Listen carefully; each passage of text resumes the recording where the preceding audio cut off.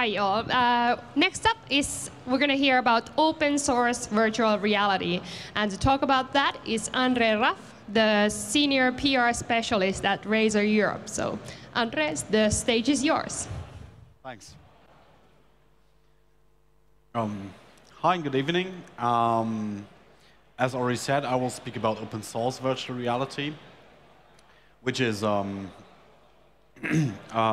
platform for you to develop virtual reality content on. First and foremost, just to give you a bit of background information about me and what I'm doing and why I'm standing here. As said, I'm a senior PR specialist for Razer, so taking care about press for Razer, but I'm also a OSVR product evangelist. I grew up with a developer as father. I started developing quite early in my life, and I'm now nearly 10 years in the gaming industry, working for different publishers in technical localization of games, and recently changed to public relations. So what's open source virtual reality? It's a hardware and software unification platform, and our vision is to unify all input and output. That could happen in VR or AR. So virtual reality might be a bit misleading since we're also covering augmented reality. The scope of this talk will actually start at the pretty basics, so I won't be too technical. I will speak a bit about what you should think about if you're wanting to develop for virtual reality, explain you a bit of the principles of OSVR, and provide you a bird's eye perspective on things like semantic names and aliases. And also explain you a bit the concept behind the hardware that is also available. So thinking VR, when you develop a game, that's already not easy for a monitor, mouse, and keyboard setup. You have to get into it and find a lot of ways how to achieve certain things. But on the other hand, you're able to cheat. Take World of Warcraft, for example. Like, scales in a game don't matter too much. You can still have a good game that's totally off scale. Like, the size of houses doesn't have to be realistic. Hopefully, most people don't get sick from simply viewing it. And people are actually able to see what they're doing. So they don't have to guess, is my hand now at the right button or something? That's quite different if you're developing for virtual reality. Due to the form of head-mounted displays, most people are not able to see their hands. And most of the things you might use as a cheat in a traditional game won't work. They will easily break immersion. For example, like the wrong scale. And also you have to think about what's about tomorrow's technology. When we speak about virtual reality, we see it as a thing that's just developing. There's no industry behind virtual reality like it is in gaming right now. There are arguably only a few companies able to make money out of virtual reality, and you as a developer might be quite interested in living on it, as development is always quite a time-consuming thing. So OSVR in a nutshell. It's an Apache 2.0 licensed open source hardware and software platform. It's completely agnostic to the platform underlying it.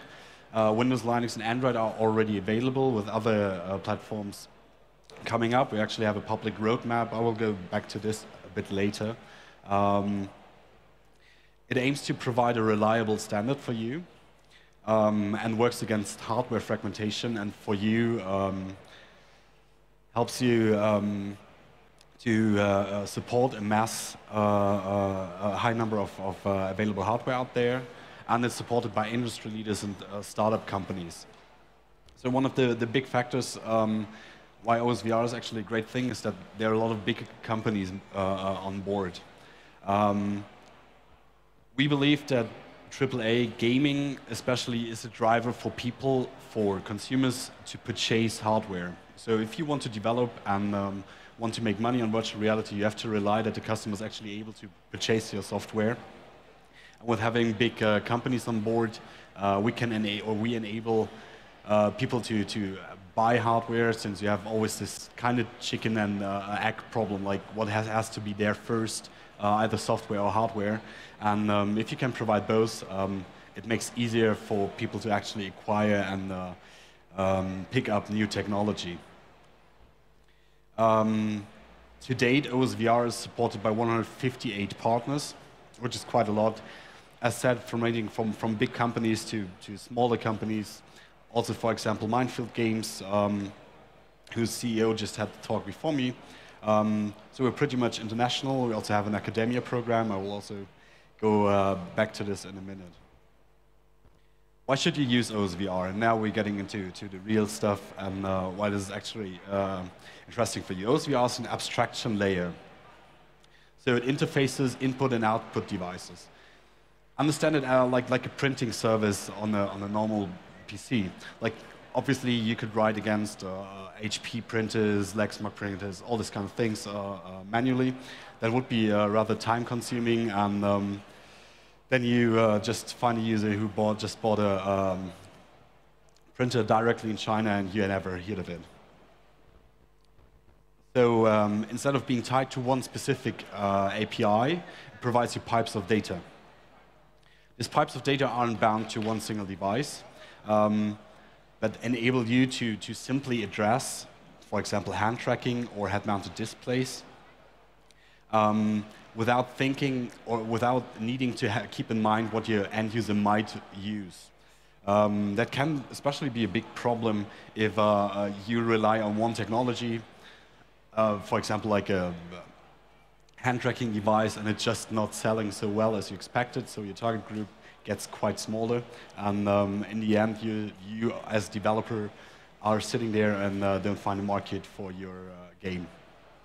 It also reduces your risk in starting in virtual reality and augmented reality development, as it saves you time on one hand, and on the other hand, as said, it will provide you a target group. So what are we doing with OSVR, and what's the core server especially doing? You could directly map, for example, a Razer Hydro with /com _OSVR _multiserver, blah, blah, blah, blah, blah. But with OSVR core, you actually just map it as /me /hand /left.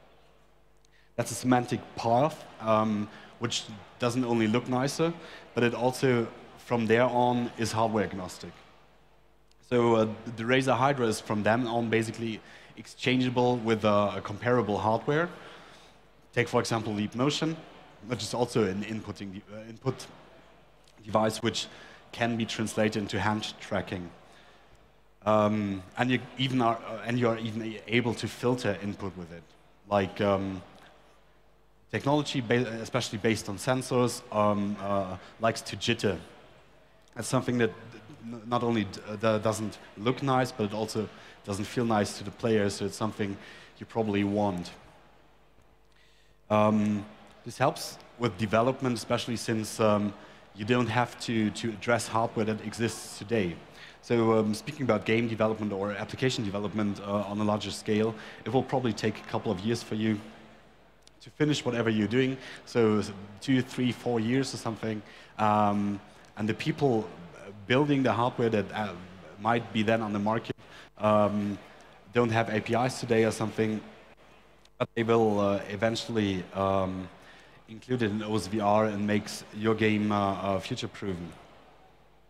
Also, most of human interactions already mapped. I'm often speaking about hand tracking, but head tracking, body tracking, everything is already included there. So even if you come up with a higher scale concept of integrating a whole player body or something into something, we already got you covered there. And your code won't look just as messed up.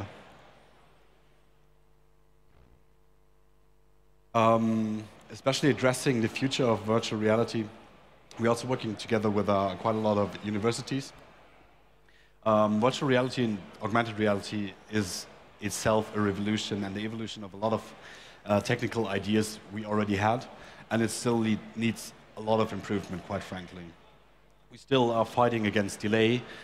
We still are looking for better ways to interact with others.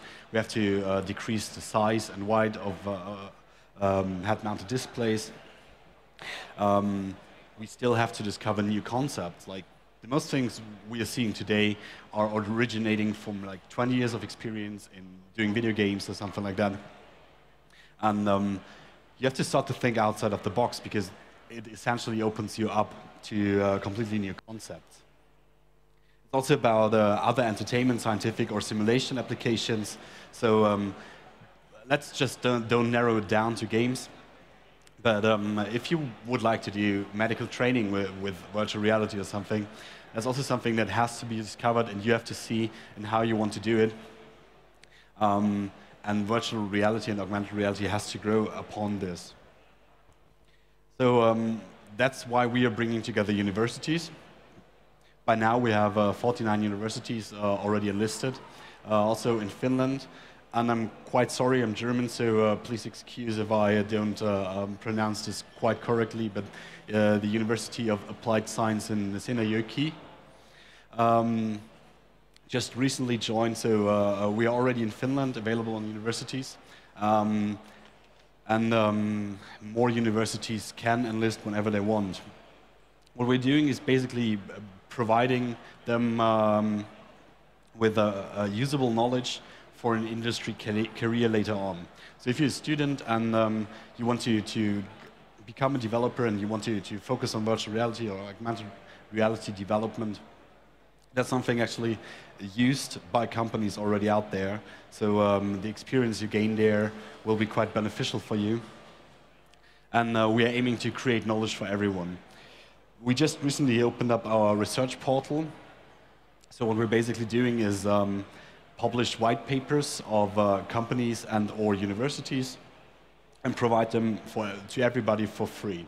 So whatever we're doing, as said, is licensed under Apache 2.0. This doesn't apply to white papers, but to access the white papers, you just simply go to the website. You don't have to log in, you don't have to register or something. The knowledge is actually available on your fingertips.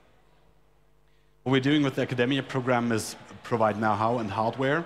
So it's not like we're only telling them what they could do, but we go to universities, we help them to build their first VR labs, we're providing them with hardware, like head-mounted displays, or hardware. And we're also contributing to their research in building up networks and to publish their white papers into a place where it's actually going to be used, which is also kind of nice. Last but not least, we're also building a head-mounted display called the OSVR Hacker Development Kit, which sounds quite frankly like a stupid marketing name, but it actually isn't. So our goal with it is to make a really affordable device for everybody out there. As you can see in this graphic, the device itself is fully modular. So it gets shipped with all the hardware you need to simply plug and play it. But we thought about like, why would we try to restrict people in developing their own hardware on it without needing to prototype a whole display and all the surroundings. So what it comes with is a 5.5-inch OLED display, different faceplates and optics module, which is quite nice for people wearing glasses like me. So you can simply exchange the distance and find a sweet spot for you and use them without glasses. As said, every part, each and every part is removable. So there's no like guarantee void seals on it or something. You just loosen a couple of screws, and then you can tuck in your own hardware. It's essentially what, like, if you see other head-mounted displays, they're more like consoles. That's our approach on how to build a PC-like head-mounted display. All the schematics are available online. We have an open FPGA on this one, for example. So if you would like to develop your own display, even the hardware, like the low-level hardware, is available for you. And the faceplate design especially provides you the ability to upgrade or do it yourself. For example, if you would like to develop mobile phone games on the platform itself, as we're already in Android, that's quite an option. You could use the Hacker Development Kit as a holder for your mobile phone. We already have IR positional tracking available, or things coming up like a Leap Motion faceplate where you can simply track your hands and skeletal. It's soon available. Actually, I just heard that the first version arrived today at Minefield Games, so it just arrived in Finland. It will be available within the next month for $299 for pre-order probably, and we're also providing an upgrade kit. Yeah, I was quite nervous and therefore a bit faster than expected, but thanks a lot for your time. If you have any questions, feel free to ask them now.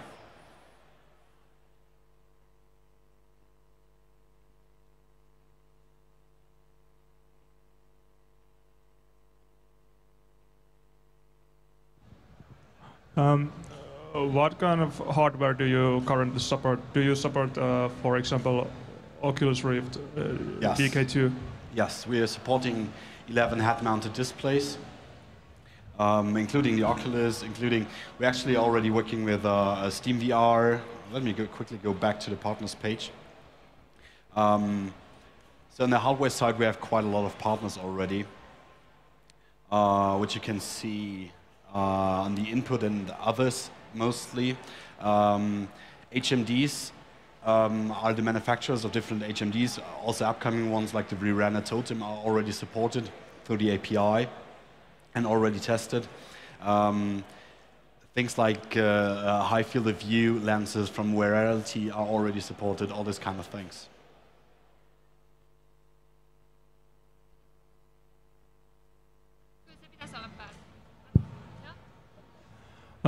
Is your SDK already out? Pardon?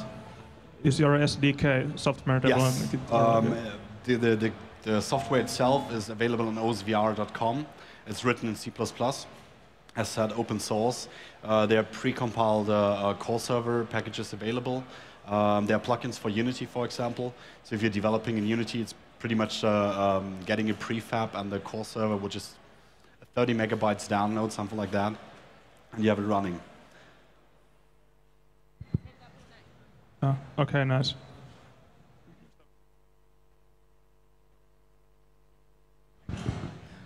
Sorry, about the head positioning tracking infrared system. Could you tell something about it? So we are for the upcoming one for the HDK, right? So we are going to use pretty much industry standards here. So it's an infrared head tracking with an additional camera, which is included obviously in the packaging.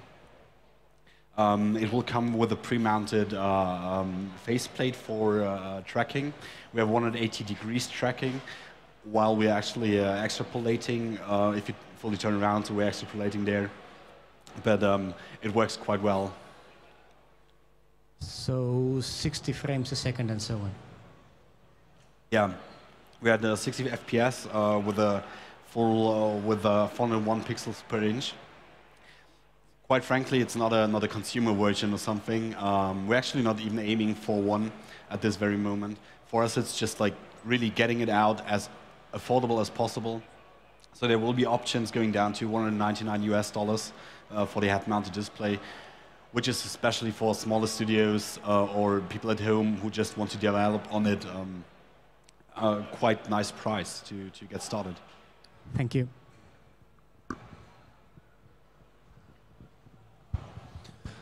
So when listening to this, it felt like this is basically aiming to be like an SDL or Simple Direct Media Layer for VR, like a type of thing. Yes, kind of.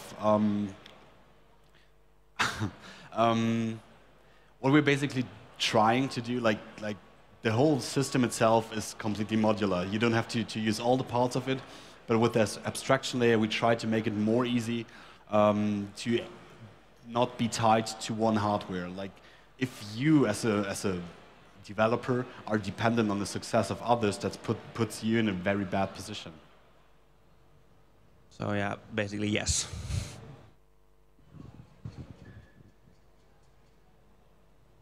Okay. What's your license policy? What's your license policy concerning about the SDK and the open source package? We're licensed under Apache 2.0, so you can do whatever you want with it, basically. Okay, so it's okay for me to make proprietary. Absolutely. Okay, Absolutely. That's nice. More questions?